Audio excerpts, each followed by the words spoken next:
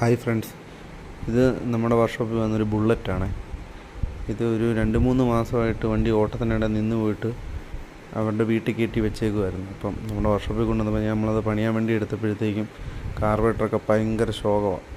അതിനകത്ത് ഫുള്ള് വെള്ളം ഇറങ്ങിയിട്ട് പിന്നെ ഈ പെട്രോളിൻ്റെയും കൊണ്ടാണ് ഈ അലൂമിനിയം ഫുള്ള് ഇങ്ങനെ ദ്രവിച്ചിരിക്കും. അപ്പോൾ കസ്റ്റമർ അത് പണിതിട്ട് കൊടുക്കാനാണെന്നാണ് പറഞ്ഞത്. അപ്പോൾ വലിയ അധികം പണി വേണ്ടെന്ന് പറഞ്ഞു. കാർബറേറ്ററൊന്നും മാറുന്നില്ല, ഇല്ലാതെ ചെയ്താൽ മതി എന്ന് പറഞ്ഞു. അപ്പോൾ നിന്ന് പോയതിൻ്റെ കാര്യം എന്ന് പറഞ്ഞു കഴിഞ്ഞാൽ ഓയിലില്ലാതെ നിന്ന് പോയതാണ് വണ്ടി. അപ്പോൾ നമ്മൾ ഓയിലെല്ലാം ഒഴിച്ച് വണ്ടി സ്റ്റാർട്ട് ചെയ്തു. കാർബറേറ്ററൊക്കെ നല്ല രീതിയിൽ ക്ലീൻ ചെയ്ത് സെറ്റ് ചെയ്ത്, പിന്നെ ടാങ്കിൻ്റെ അകത്ത് ഫുള്ള് തുരുമ്പാണ്.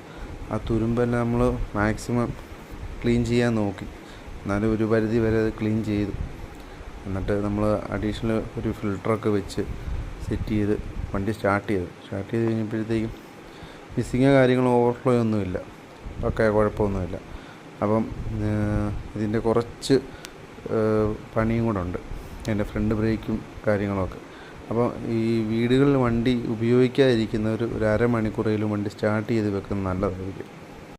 കാരണം നമ്മുടെ ഇപ്പോഴത്തെ പെട്രോൾ എന്ന് പറയുന്നത് ഈ എഥനോൾ കൂടുതലായതുകൊണ്ട് ഈ അലൂമിനിയം പാർട്സൊക്കെ നല്ല രീതിയിൽ കംപ്ലൈൻറ്റ് ഉണ്ടാകുന്നുണ്ട് ഇതിനകത്ത്, പിന്നെ ഓവർഫ്ലോ നീഡിലൊക്കെ. അപ്പോൾ ഒന്ന് സ്റ്റാർട്ട് ചെയ്ത് വെക്കുന്നത് നല്ലതായിരിക്കും.